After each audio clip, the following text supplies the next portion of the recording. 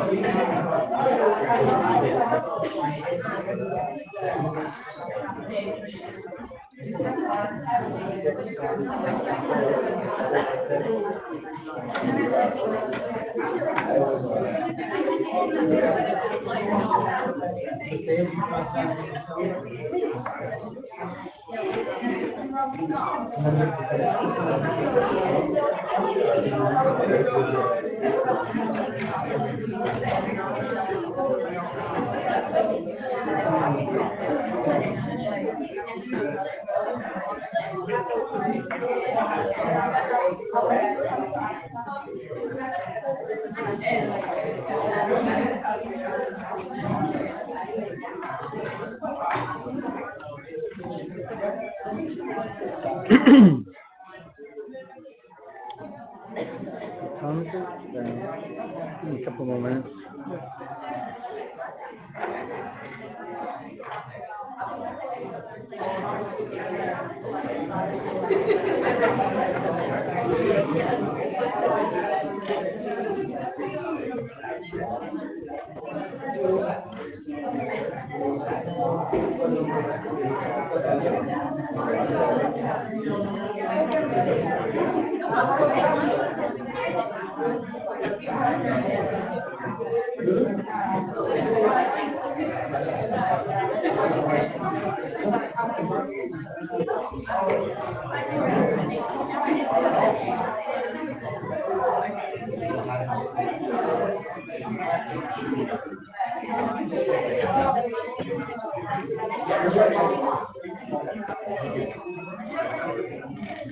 One thing I wanted to ask you quickly, do you mind me taking pictures from your phone?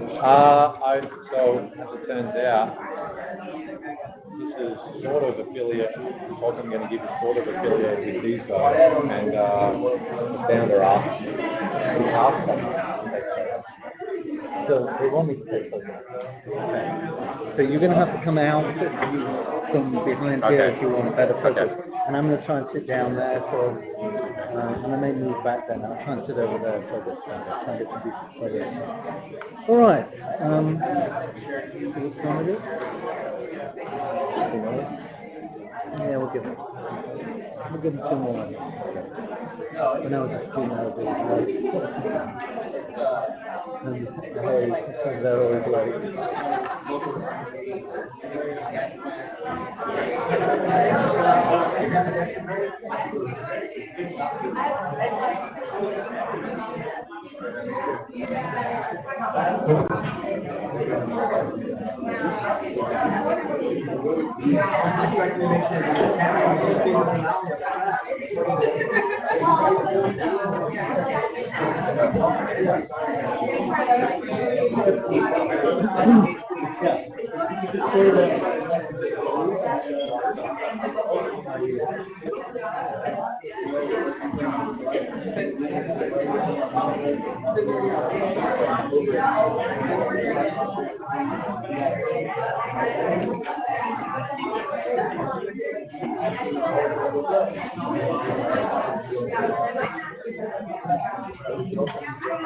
My reading glasses. Reading the small print. If I get anything wrong, you just have to correct me. Okay.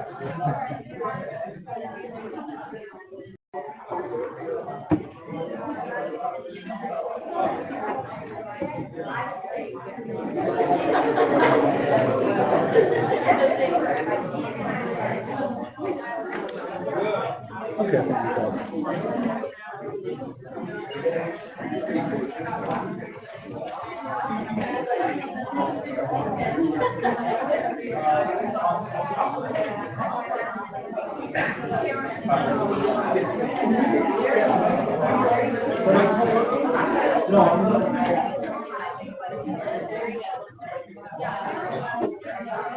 Good evening.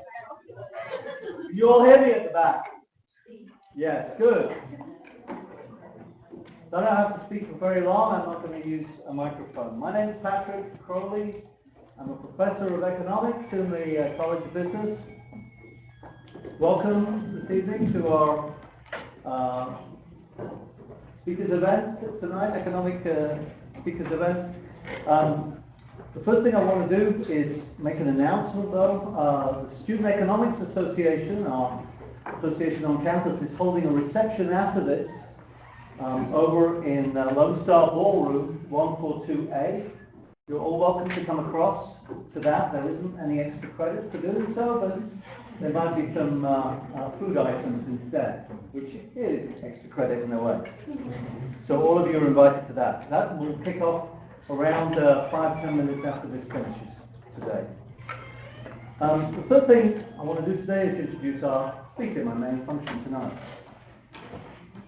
James Blake was born in Melbourne, Australia. He did his undergraduate honours and master's degrees, I should say, from Monash University. And he actually did his undergraduate initially in accounting, and then saw the light and switched over to economics in 2003. And he moved to the US for his PhD, which he did at Johns Hopkins University in 2005. He graduated from there in 2012. He started as an assistant professor in economics at Southern Methodist University, or SMU as it's often called, in 2012, and he's now an associate professor. He is, in my view, one of the rising stars in the area of international trade in economics. His research interests include how global trade negotiations via the WTO, the World Trade Organization, and preferential trade agreements, such things as NAFTA, interact with each other in determining the ultimate degree of global trade liberalization. And he also does research on the political economy of trade policy, including how compensating the losers from free trade can increase the political viability of trade liberalization. So without further ado, please welcome James Blake.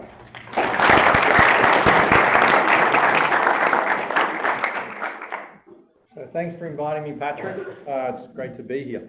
So tonight I'm going to talk about Trump's protectionism and the winners and losers from this in the US. So before I get into the material, I'd like to give a plug for this organization here. Its name is the National Economic Education Delegation, or NEED for short. I've listed the website here. So, like I said, this is quite a new organization. It was founded by a man named John Haberman, who was an academic economist, but then potentially saw the light and left academia and started his own, or worked in consultancy and still works in consultancy. In this organization, there's an honorary board that consists of 2 Fed chairs, 6 chairs from the Council of Economic Advisors, both Republican economists and Democrat economists, as well as 3 Nobel laureates from economics. The actual board consists of John, as well as PhD economists from various universities, and the so-called delegates. I am one of them. There's 361 PhD economists working in academia, the private sector, as well as government.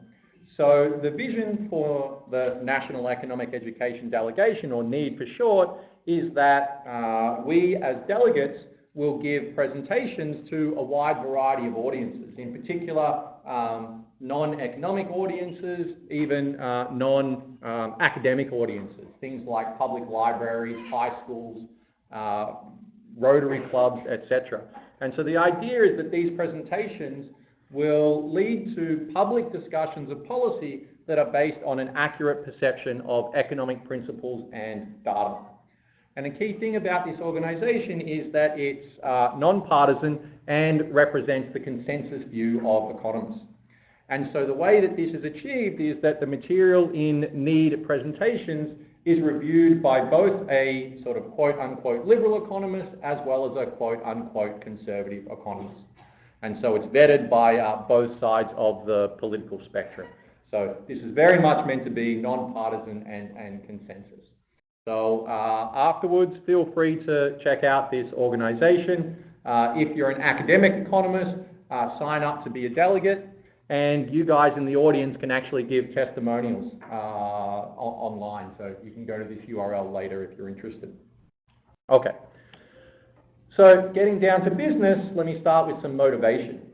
So there's been lots of controversial tariffs imposed over the last 12 months by President Trump. And as I'll talk about, the biggest of these tariffs could be coming any day now, specifically within the next month. This is a big contrast to the way trade policy really works. Typically, trade policy is extremely dull, and no one would ever ask me to give a public lecture or do any sort of public speaking. But in the last year, since President Trump has came to office, regardless of what you think of him, it has been a boon for people like me who like talking about trade policy and teaching trade policy. So I'm going to talk more about the details behind these pie charts, but I wanted to start off by showing some figures.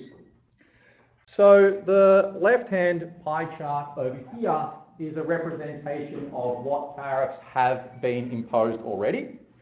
So this little blue slice up here, which is $10.3 billion, or tariffs on $10.3 billion worth of imports. These are what are known as safeguard tariffs. And I'm going to talk more about what these are as we go along. This orange slice of the pie here, and that 3% is 3% of the total tariffs that President Trump has imposed so far. Or more specifically, they're tariffs on 3% of the imports that President Trump has imposed tariffs on so far. He's also imposed tariffs on $40 billion worth of imports in the name of national security reasons.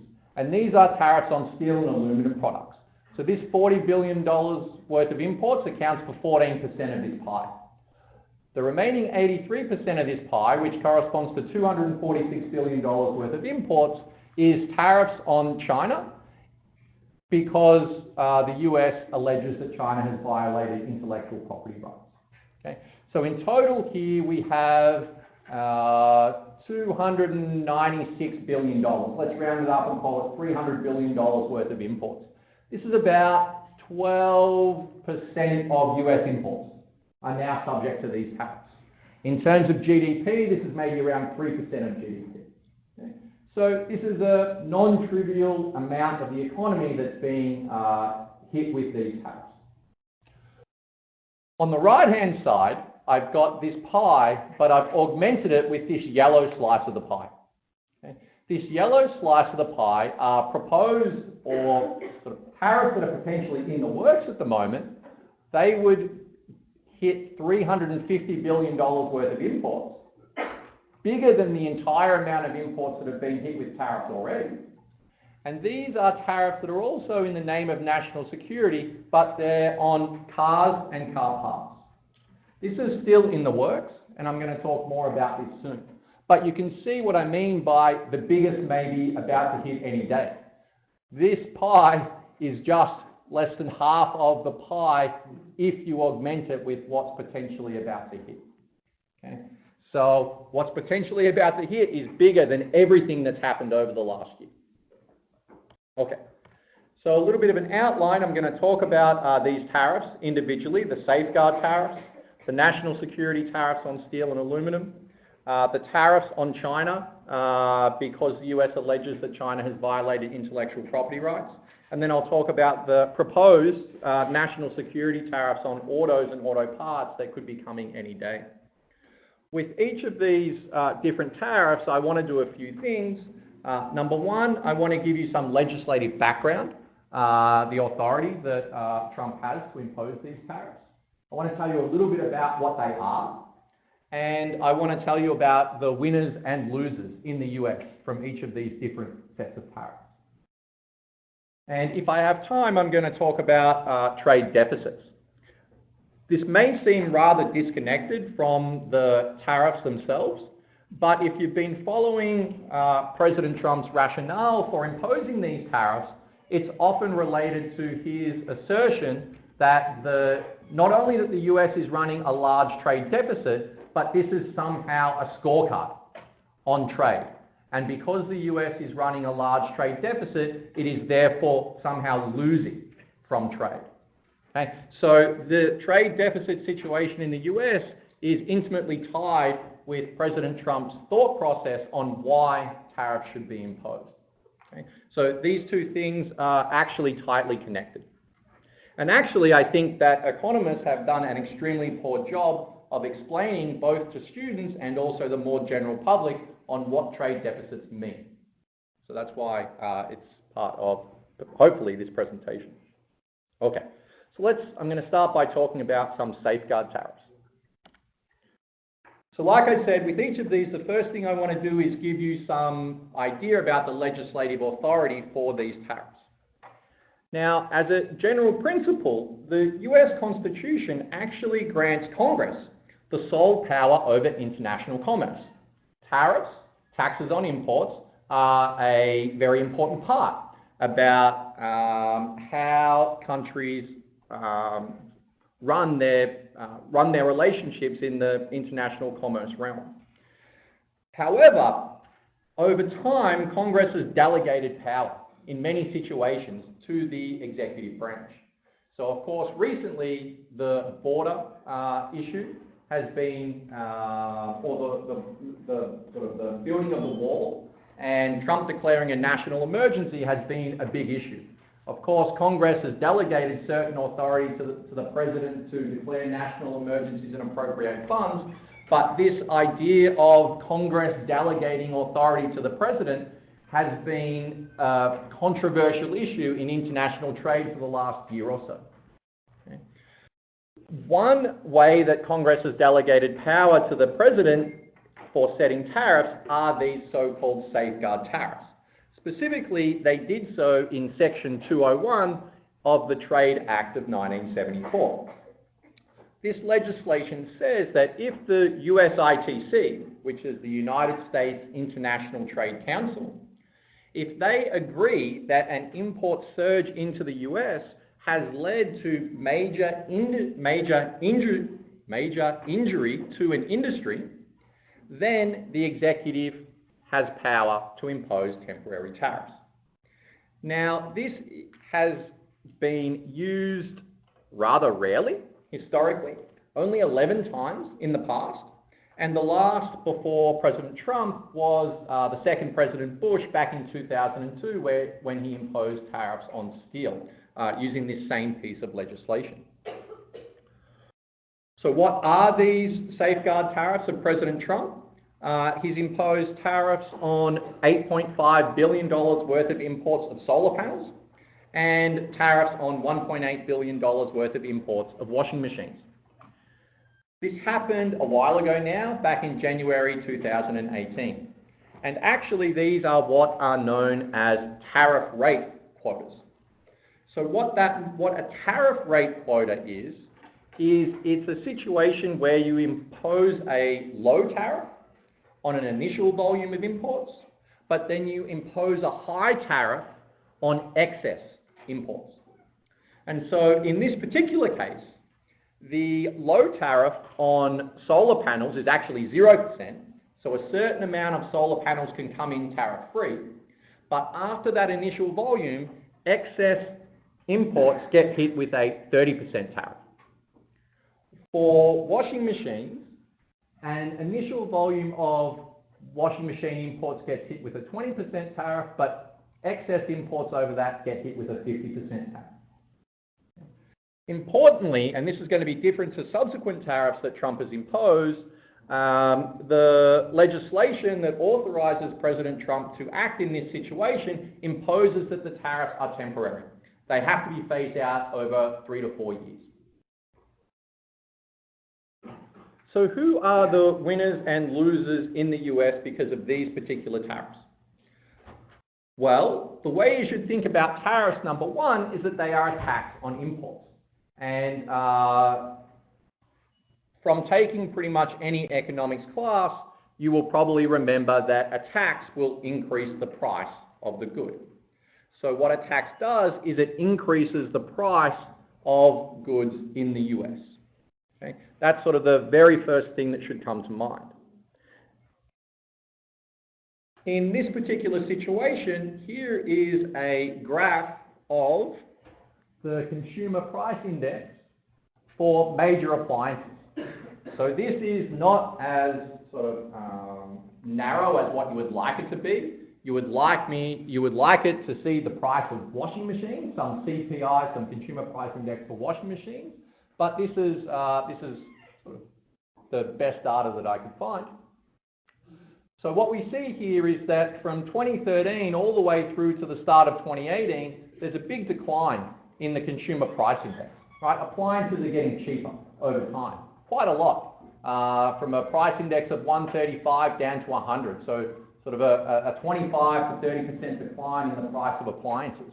Once Trump's tariffs go in on washing machines, despite this 5-year big decline in the price of appliances, which are not only washing machines, but include washing machines, you see sort of a reasonable spike from around 100 up to around 110.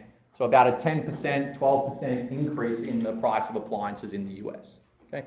So this is some suggestive evidence that Trump's tariffs on washing machines have actually increased prices in the US.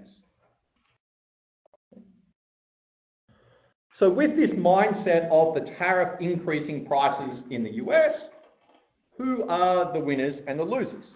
Well, the obvious winners are firms that are making the goods whose prices have increased. Here, washing machines and solar panel producers. And to the extent that some of those extra profits flow into wages of workers, which is actually what you would expect from economic theory. So if there are undergraduates in here, the higher price of washing machines and solar panels will increase the value of the marginal product of a worker. And economic theory says that the wage should be equal to the value of the marginal product. Okay. Losers? Consumers, right? We're the ones buying the goods with higher prices, solar panels and washing machines. And one thing to keep in mind is that consumers are not only you and I. Very often, firms are consumers. And we'll see this point come up a few times throughout this talk. Okay? So that's the basic framework you should have in mind for winners and losers. When tariffs increase the price of a good, winners are the firms making those goods and the workers in those firms. Losers are the people buying those goods, which are not only you and I as people, as consumers, but also firms who are potentially buying those goods. So how do we apply that in this particular context? So winners, solar panel and washing machine producers. Who are they in practice? Suniva and SolarWorld are two major solar panel producers in the US. Whirlpool is, of course, a major washing machine producer in the US. And so these firms should have benefited from these higher prices, but of course things aren't all else equal in the real world very often.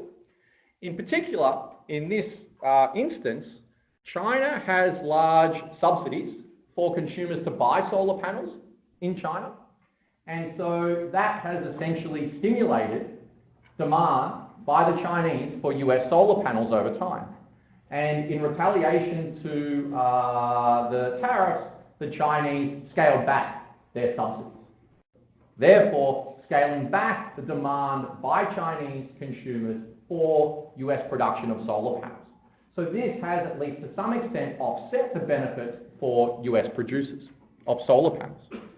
Also, LG and Samsung, non-US producers of washing machines, have started to relocate their business to the US so they can avoid tariffs on washing machines. So if you are Whirlpool, you like the fact that there are higher prices, but to some extent, this has induced your competitors to start producing in the US, so they don't have to pay the tariff when exporting to the US. So you've also increased the competitiveness of your market, which is undesirable. So this, to some extent, has undone the benefits of higher prices. Losers, consumers, can be firms.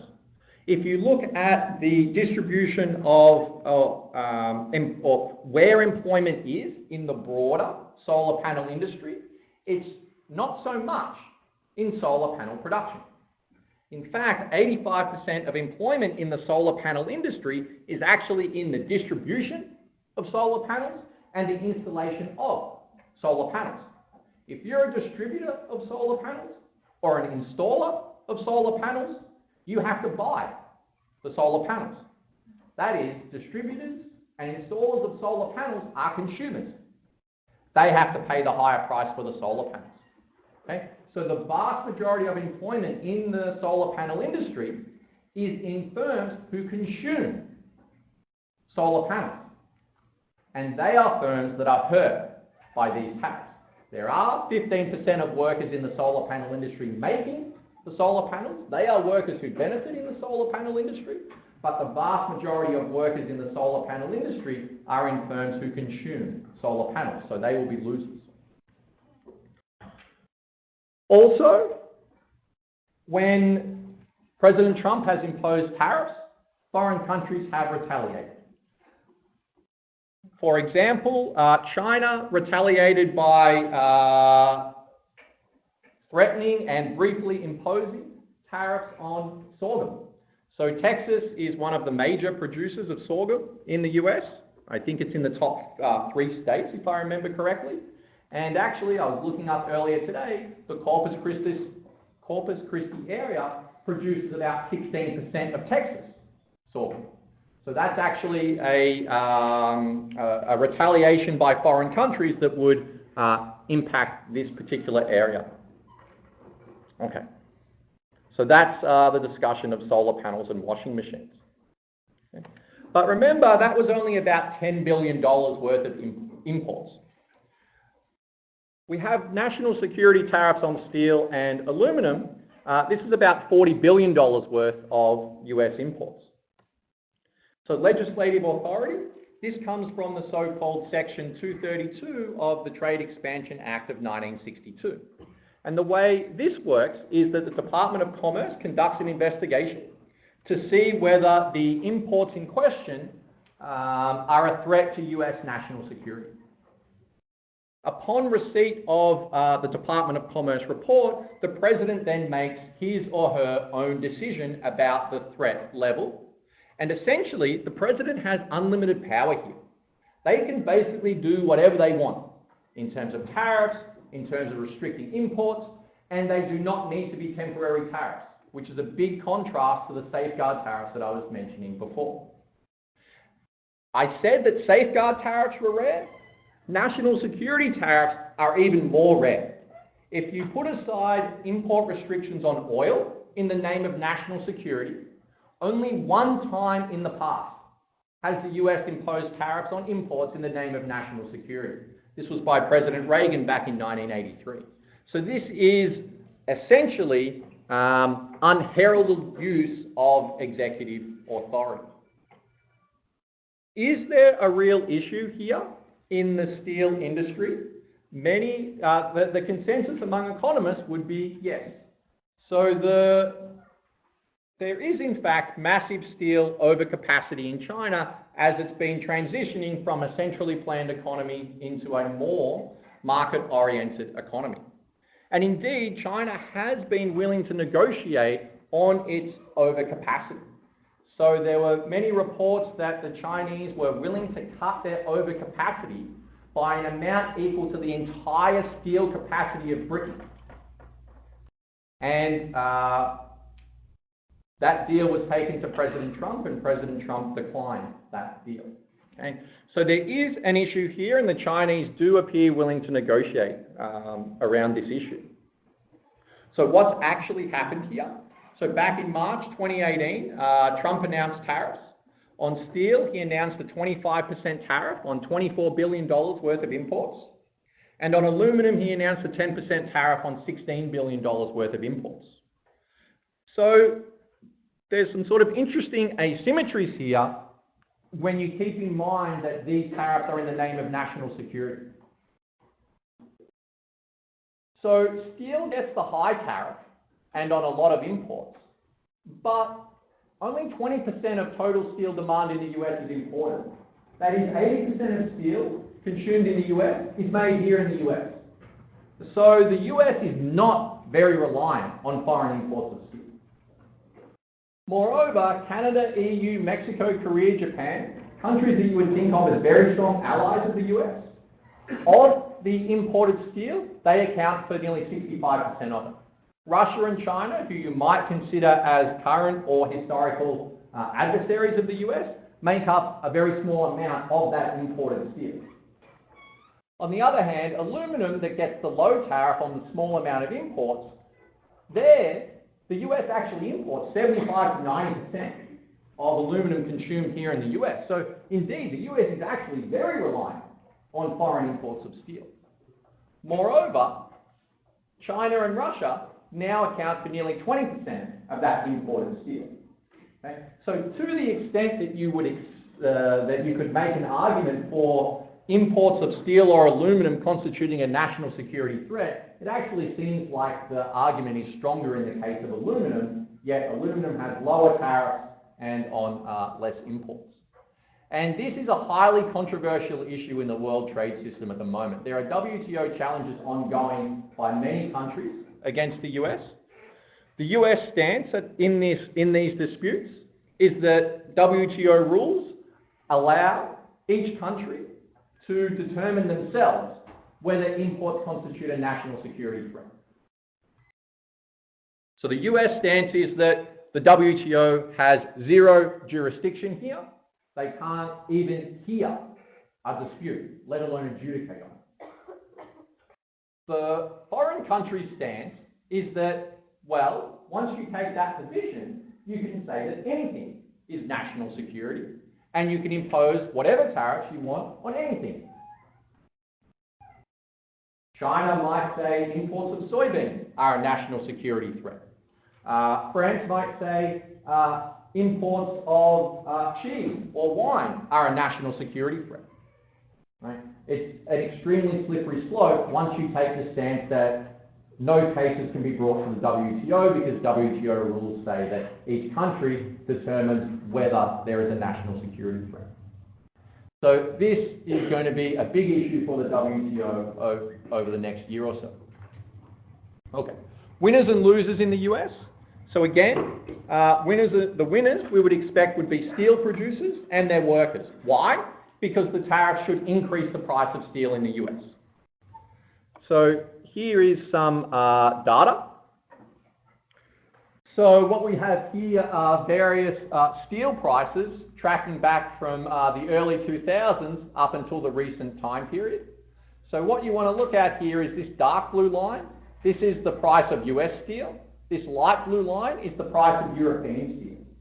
So you can see that these two blue lines, dark blue and light blue, they fairly closely track each other. There can be divergences. Here's an example where there's a reasonably big divergence. Here's another example where there's a reasonably big divergence. But notice right before Trump's steel tariffs went into effect, those prices were extremely close. In the few months after those steel tariffs went into place, you get a 50% gap open up between the price of US steel and the price of European steel, right at the time when these steel tariffs went into place. Okay? So this is some data that backs up the idea that when steel tariffs go into place, the price of steel in the US should go up.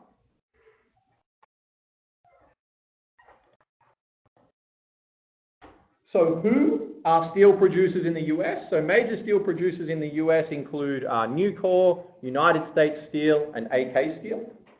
And according to the Bureau of Economic Analysis in the US, 140,000 jobs are in the steel producing firms. So those 140,000 workers would be winners in this situation. Losers, consumers, and when you think about steel, I bet most of you in the room do not buy steel. I might buy some steel because I'm a homeowner and I go to Home Depot to buy some steel for some DIY parts at my house. But you guys essentially do not buy steel, right? Consumers of steel are nearly always firms. Okay? Steel is maybe the very first major intermediate input that comes to your mind when thinking about what intermediate inputs are throughout the economy.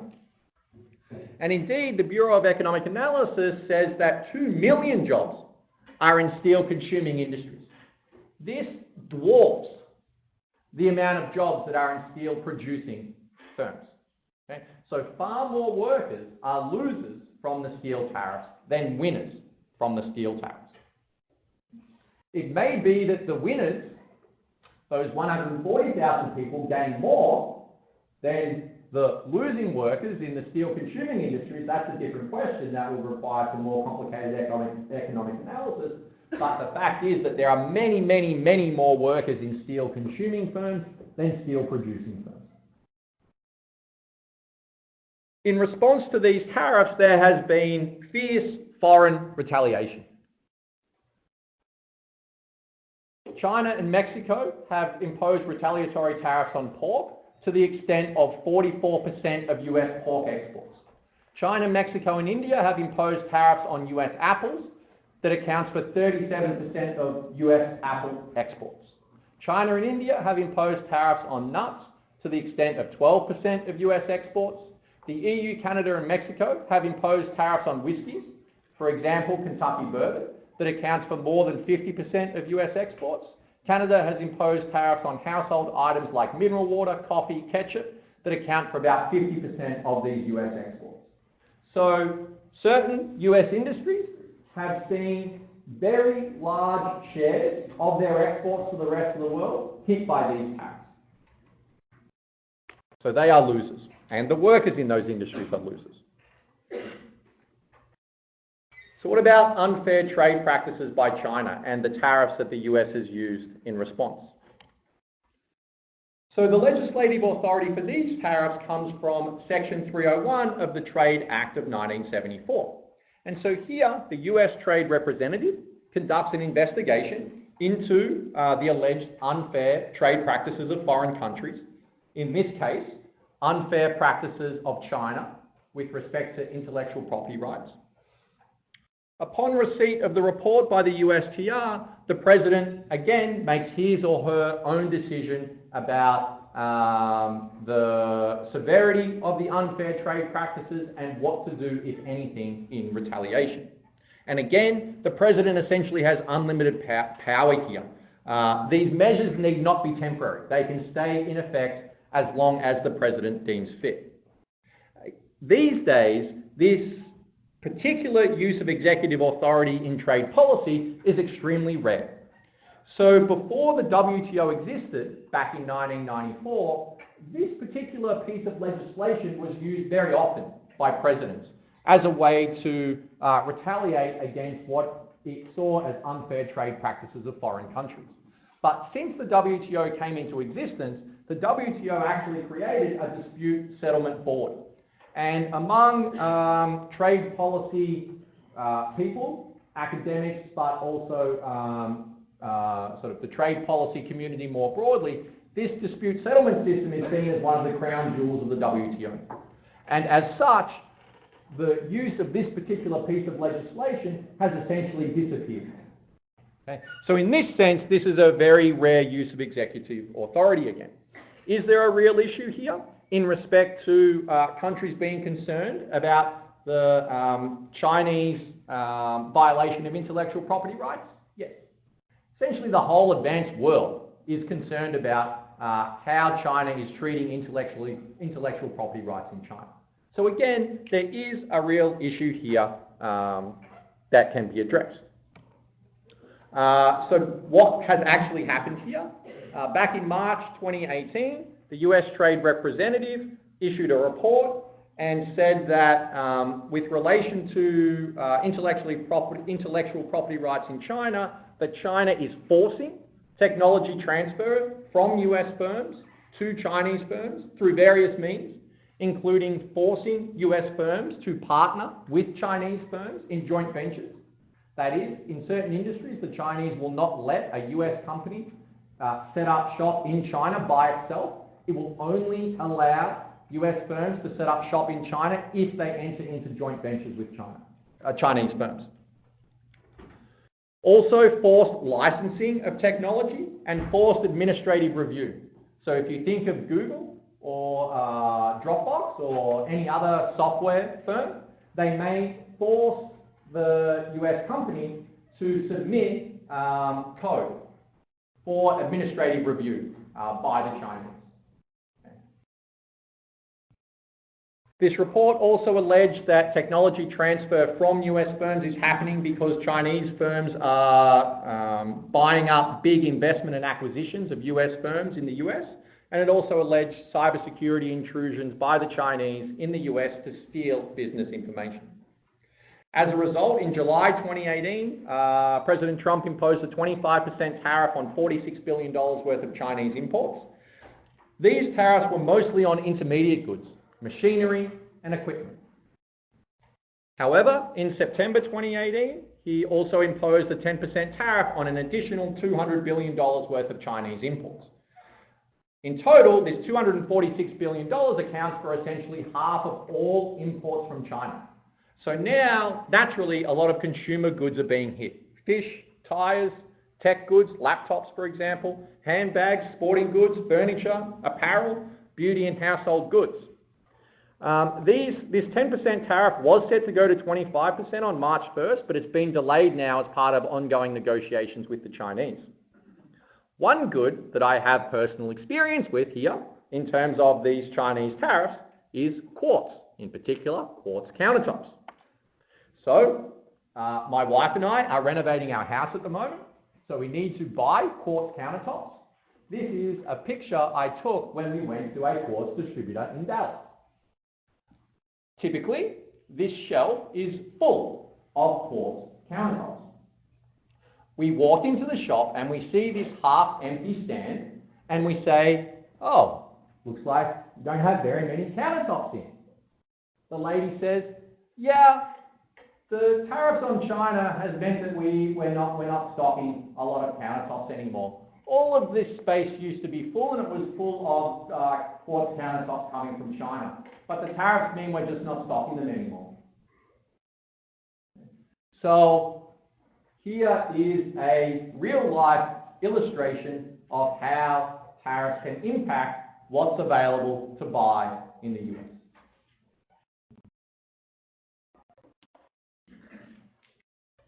Okay.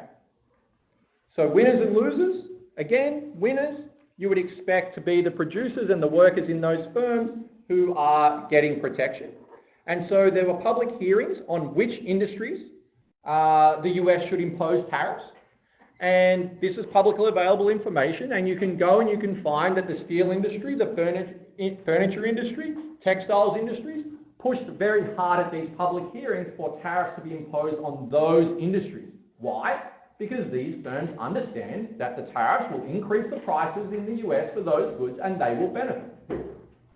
Losers, consumers, including firms again, because remember that first batch of tariffs was imposed on machinery and equipment. You and I are not buying machinery and equipment. US firms are buying machinery and equipment. And again, losers are industries facing foreign retaliation. China has imposed tariffs on 50% of US exports to China to match the tariffs that the US has imposed on 50% of US imports from China.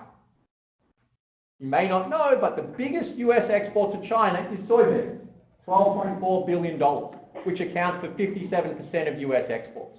If you read news articles about trade policy, you will know that China essentially stopped buying soybeans once China imposed tariffs on soybeans. They imposed a tariff of 175% on soybeans.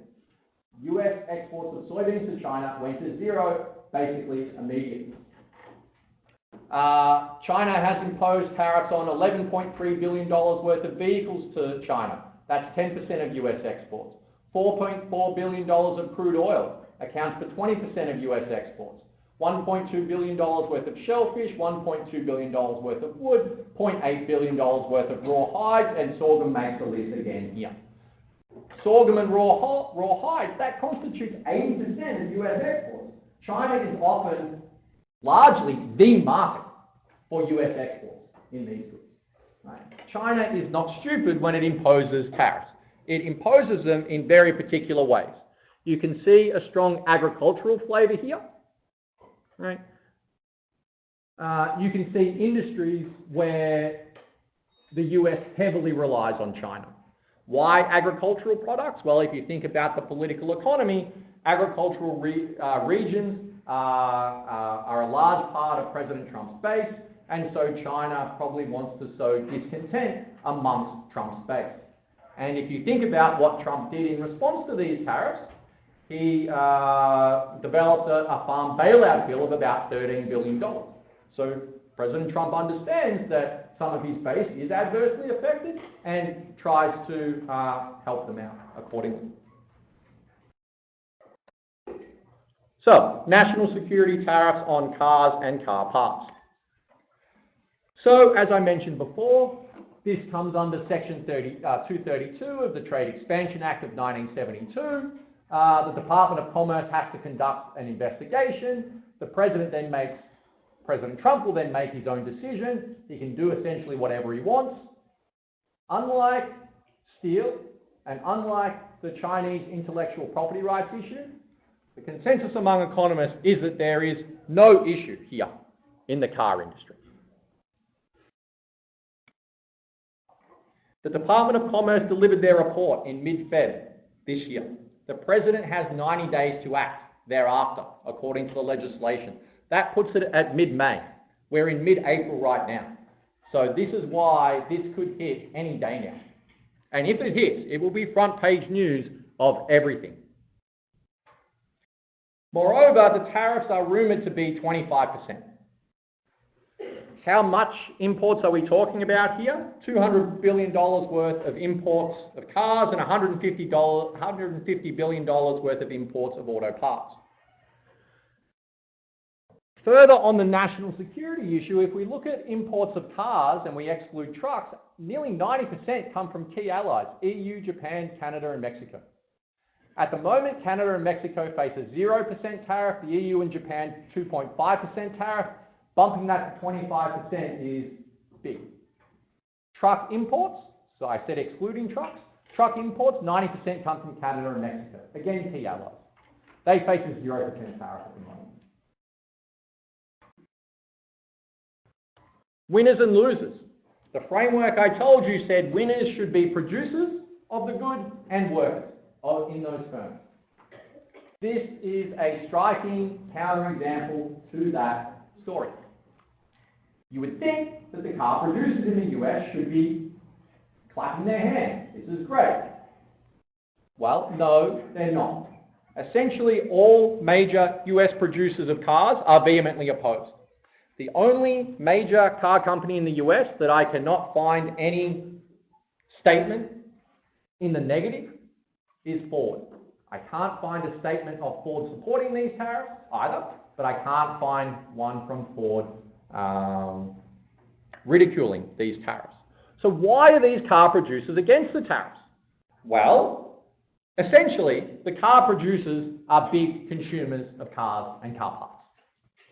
The car producers in the US actually import a lot of cars that they then sell.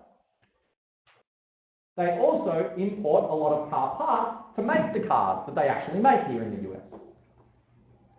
They're also very fearful of foreign retaliation. The car companies are major exporters. Their market is not just the US, their market is the global market. They understand that EU, Canada, Japan, etc. will retaliate by imposing tariffs on cars from the US. So for these three reasons, car companies, who you think of as producers who should benefit from the tariffs increasing the price of cars in the US, they're actually staunchly opposed.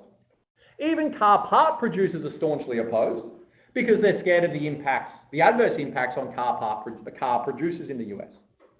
So who are the losers? Essentially everyone that you can think of.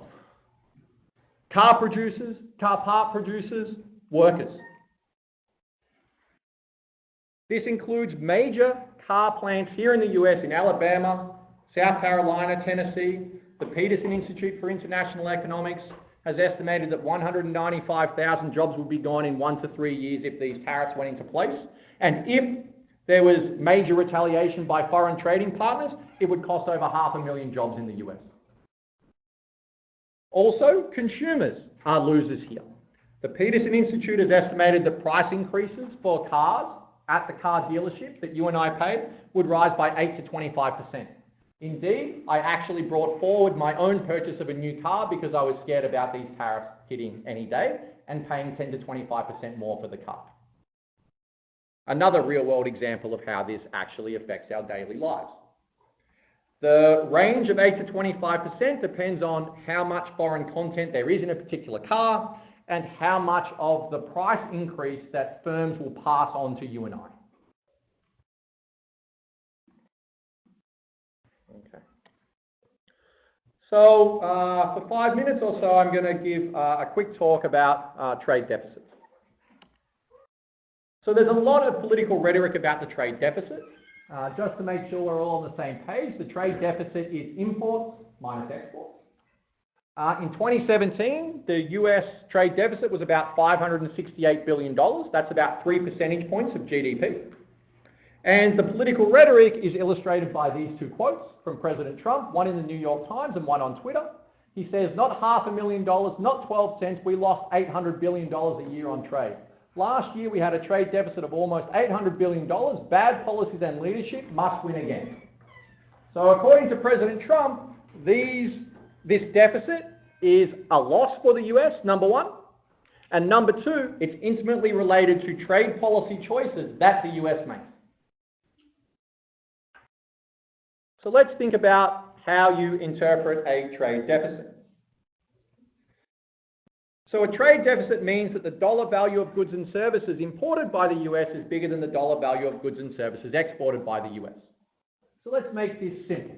Let's say that the only transaction that the US is making with the rest of the world is that we buy $100 worth of computers from China, that's our imports, and we export $40 worth of soybeans to China. Trade deficit, $60. If that was the end of the transaction, China would be saying, you got to be kidding me. I gave you $100 worth of stuff. You gave me $40 worth of stuff. Where's my extra $60? So if the US says, well, I got no more goods to give you, China says, fine, write me an IOU. In the real world, what is an IOU?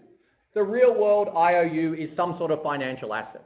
So in this case, the US has to give to China $60 worth of financial assets. What does that mean in practice? Government bonds, corporate bonds, stocks, factories, whatever. So first thing to understand about a trade deficit is nothing other than foreigners financing borrowing in the US by the US government or firms. A trade surplus is nothing other than the US financing borrowing in foreign countries by foreign firms or the foreign government. Trade deficit is intimately linked with national borrowing. They're two sides of the same coin. Another way to think about this, let's continue with the US buying $100 worth of computers from China. They're going to pay in Chinese yuan because they're buying from a Chinese firm. So how would this work? Well, to get the Chinese yuan, the US is going to take their $100, go to the foreign exchange market and buy the $700 Chinese yuan. Okay? So now, presumably they buy the Chinese yuan from a Chinese person. So the Chinese person now has $100 US in their hand. Okay? Keep that in mind. With the 700 Chinese yuan, you or I in the US, give that to the Chinese firm to get our computers. So what's the trade deficit at this point? Well, we've imported $100 worth of computers, haven't exported anything, so the trade deficit is $100. Have you lost $100? Why? You've got your $100 worth of computers. You haven't lost anything. Moreover, what does China do with that $100? Right? Remember, the Chinese person's got $100 in their hand because you gave them the $100 to get the 700 Chinese yuan to buy your computers from the Chinese firm. Well, the Chinese are probably not going to stuff that $100 under their mattress. They're going to do something with it. They're going to buy US goods or US assets. To the extent that they buy US goods, the trade deficit is going to shrink from $100. The more US goods they buy with that $100, the closer the trade deficit goes to zero. If they buy $100 worth of US goods with that $100, trade deficit is zero. To the extent they buy US assets with those goods with that $100, the trade deficit is going to be closer to $100. For example, if they buy $50 worth of US assets, $50 worth of US goods, the trade deficit will be $50. $100 computers that we imported minus the $50 worth of goods that we sold to China. So the point here is that the size of the US trade deficit depends on what China decides to do with the US dollar. Do they buy US goods? Do they buy US assets? And what does this choice depend on? Depends on the state of the US macroeconomy. For example, the investment climate in the US, which governs whether China would prefer to buy US assets or US goods. It also depends on the state of the Chinese economy and Chinese demographics. If China is becoming a very old economy, it's more likely that they're going to want to buy US assets rather than US goods. Okay? So, key point here is that the state of the macroeconomy in the US and in China is a key driver of the trade deficit. Right? The trade deficit is not so much linked to trade policy as opposed to the broader macroeconomy. I'm going to skip over this slide. Here's some data, a picture or two to finish. So what we have here on the x-axis is time, basically the last 50 years in the US, 1970 through 2015. On the y-axis, we're going to measure various variables as a percentage of US GDP. Dark blue line, investment in the US. Light blue line, saving in the US. As a matter of accounting, the trade deficit, which is essentially the current account, is exactly the difference between investment and saving. So the fact that this current account plot is essentially negative the whole time says that the US has essentially run a trade deficit for the last 50 years. And it's accounting identity-wise exactly equal to the excess of investment over savings. Right now, it's about 3% of US GDP. Before the financial crisis, it was more like about 5 or 6% of GDP. So, I want you to take away one key point from this slide. There are only 2 points in the last 50 years where the trade deficit has reduced in any meaningful way. First was here in the late 80s. Right? It goes from basically 3% of GDP to zero. It's because investment in the US economy tanked from about 18-19% of US GDP down to about 16% of US GDP. What do you think is good for the US economy? Firms investing more in the US economy or firms investing less in the US economy? If you say firms investing less in the US economy, your econ professor is going to give you an F. Okay?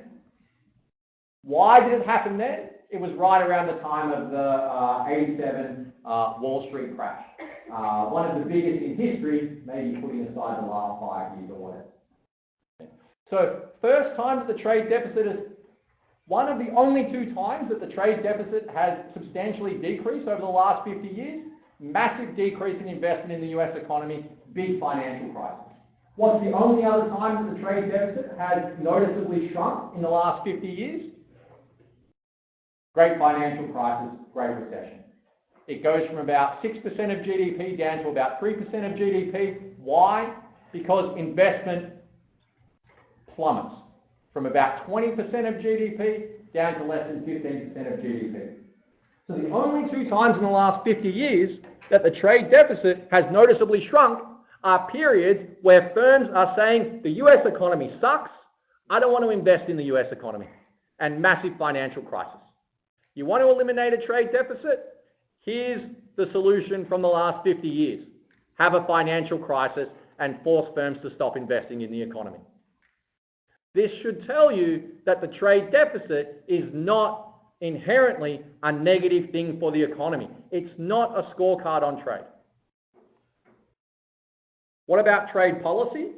Well, what are the big points of trade policy in recent years? The free trade agreement with Canada back in '89, NAFTA and the WTO tariff cuts in 1994, forming of 8 free trade agreements in this period here, forming of 3 free trade agreements in this period here. What's happening to the trade deficit in these points in time, where there's been key trade policy actions, in particular trade policy liberalisation? Essentially nothing. Right? Trade policy is not the key driver of trade deficits, as counterintuitive as that might be initially. Okay, so let me conclude. The current period has been a very extensive and very rare use of executive trade authority. There are growing tensions between the US and China, and there are some real issues here. Chinese overcapacity in steel, practices in China to do with technology transfer and intellectual property rights. The trade deficit is not a real issue. The trade balance is not a trade scorecard. We just saw that the trade deficit improves when investment plummets and there are financial crises. I didn't show you a graph, but I could have showed you a graph that empirically US growth is actually higher over the last 25 years when the trade deficit is higher. And the US is taking unprecedented unilateral actions, right? It's not exploiting similar concerns of other countries when it comes to China, the 2 issues above, and these actions could, in practice, violate WTO rules. I'm going to leave it there.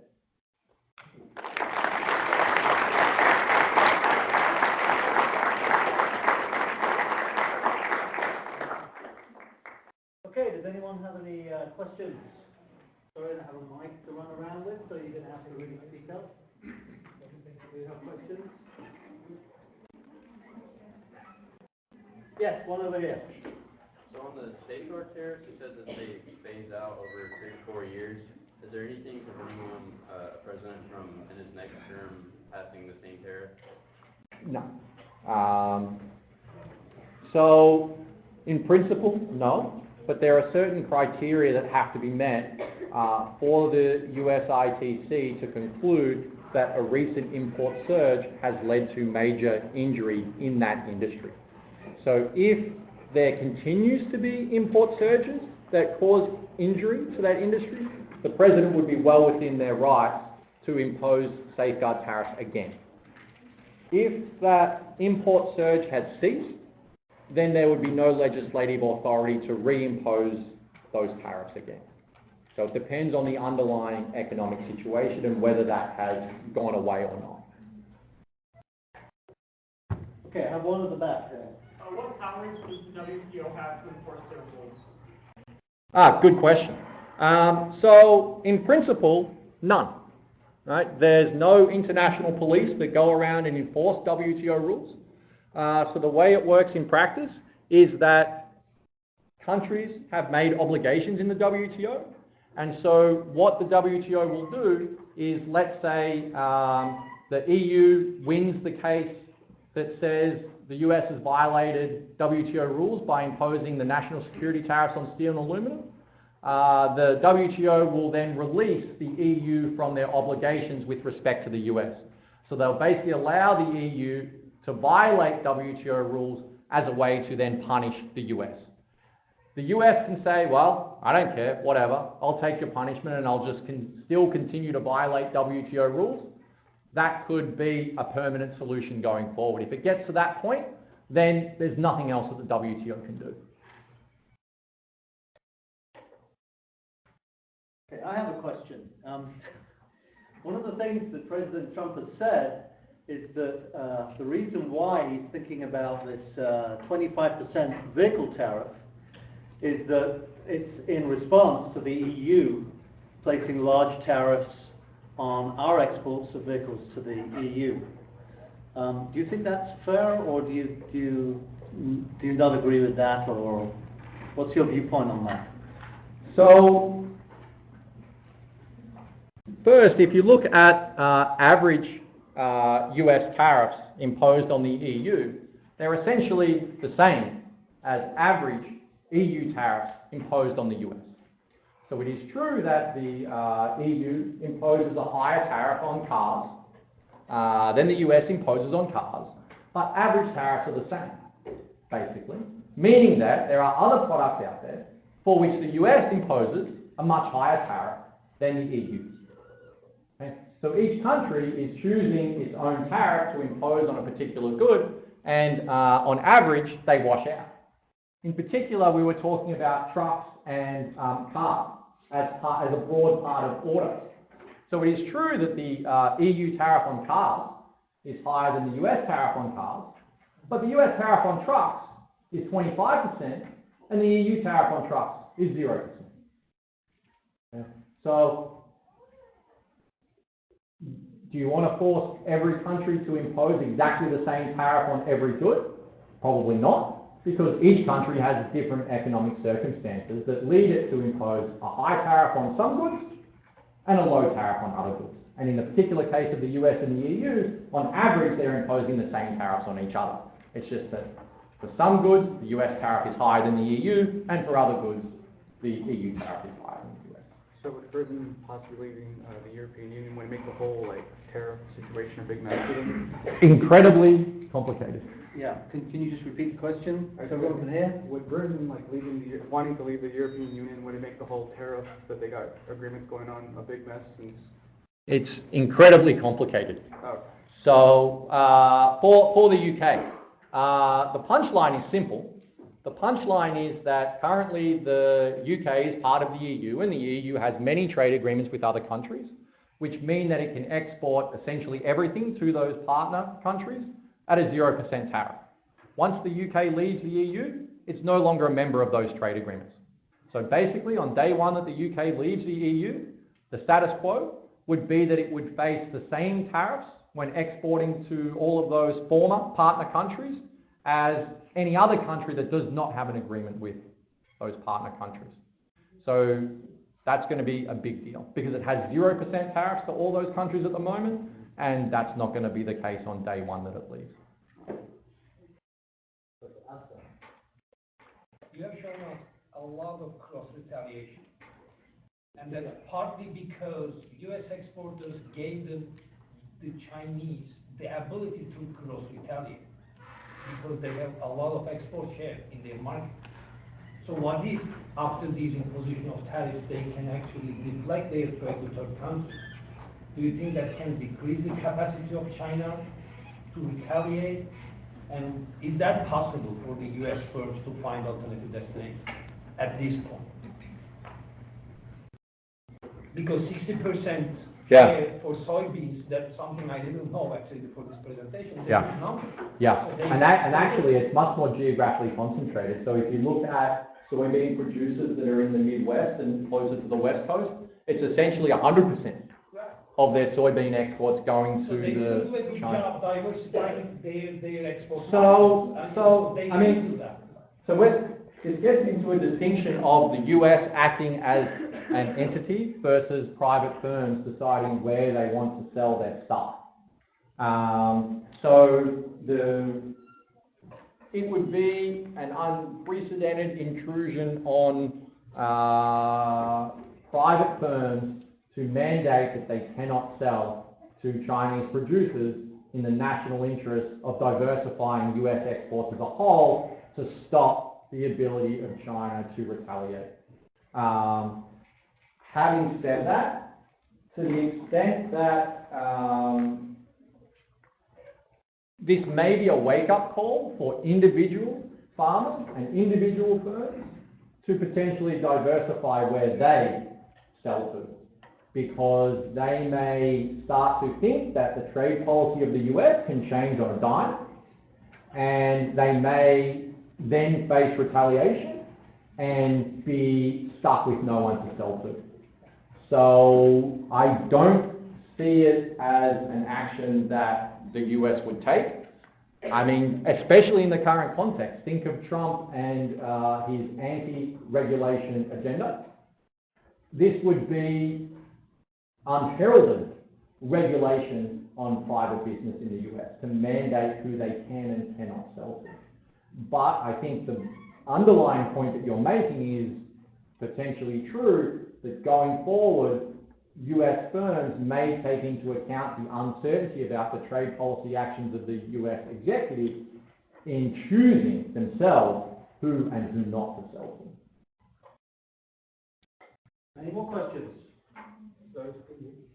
I just want to ask, do you think a trade agreement, like a free trade agreement between China and USA will be kind of beneficial to the US economy?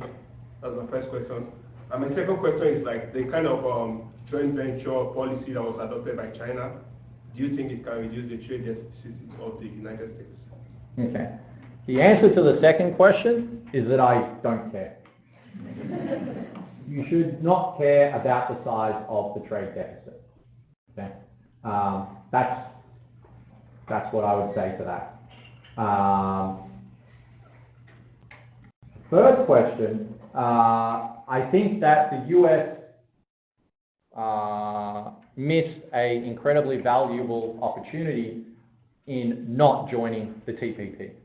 I think that there are real issues with China, and one of the best ways to start dealing with those situations would have been to join the TPP and be the leader in TPP so that they would be able to, number one, shape the interactions between Asia, broadly speaking, and China on trade, and number two, to make TPP a much more attractive option for China to enter into, and in turn be able to write the rules for China coming into the TPP. So I think this was a major opportunity missed by the US in terms of dealing with the issues that are real issues with China. TPP is the Trans-Pacific Partnership, by the way, for those of you who don't know. And it has gone into effect, I believe. Between everyone but the US. But the US, yeah. Everyone else has gone forward with that. Yeah. And so, for example, this means that the US has missed a major opportunity in Japan. So the US already has trade agreements with many of the TPP countries, not Japan, but now Canada and Mexico have tariff-free access into Japan. The US does not. The US competes with Canada and Mexico in many products. Other questions? Okay, well, thank you very much for attending.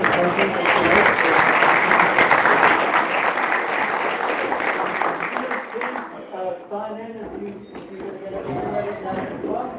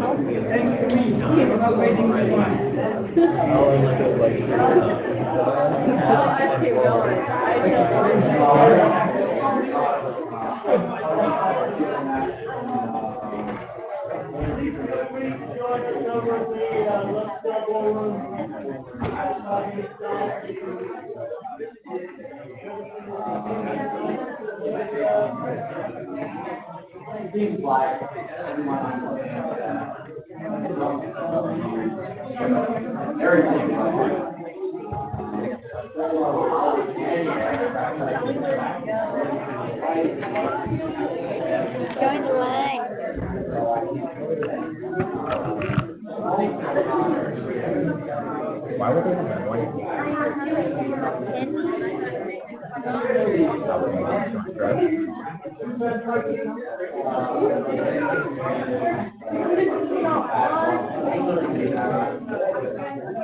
You have to swipe your ID at the customer. Did you have to swipe your ID at the customer?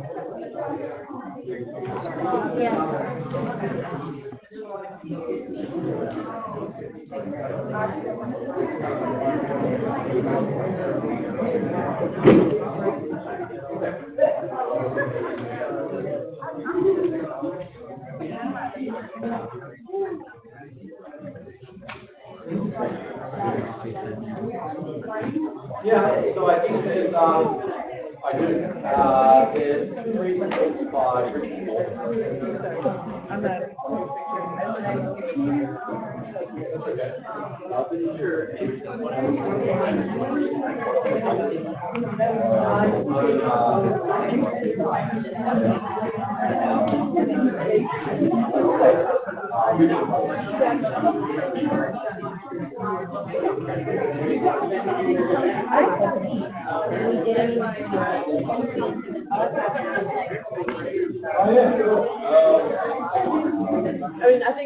I'm like getting rid of it. I'm just like.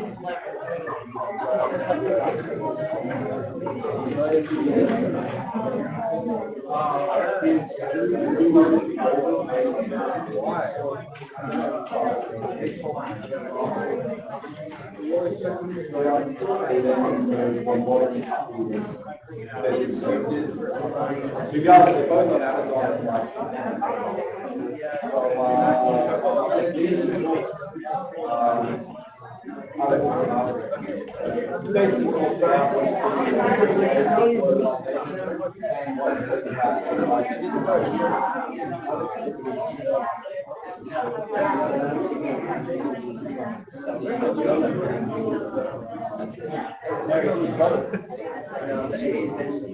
Yeah, I think especially the second book, what is happening is about what he's trying to do. It's about not only what he's trying to do, but they bring separate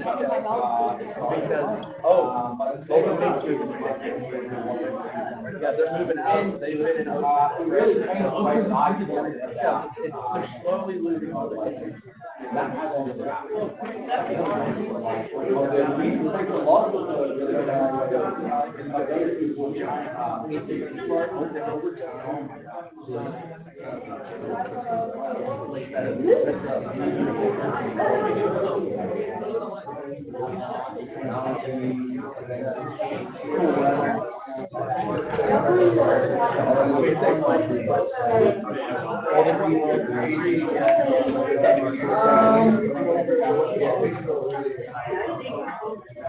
No, I mean, I think the basic economic not like time. Yeah.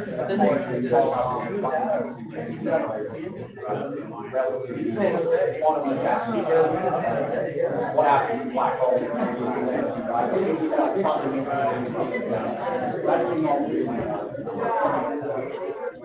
But the way that people apply those to generate new insights, yes, new insights come, but they're basically using no. Yeah, probably actually game theory is maybe one thing that really hard. It's sort of as much a new discovery as what they do.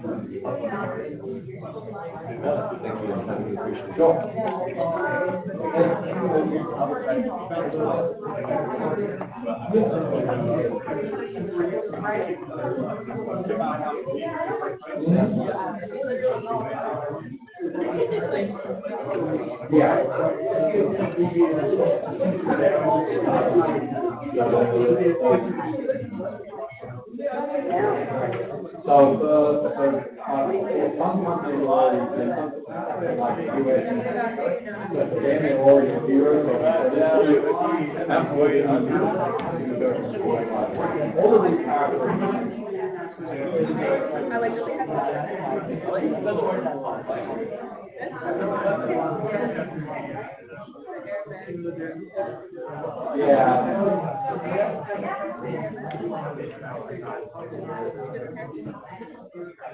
Yeah, so the pros, yeah, it's probably most of them are already there. Yeah. Yeah, right. Now they are. Exactly wrong.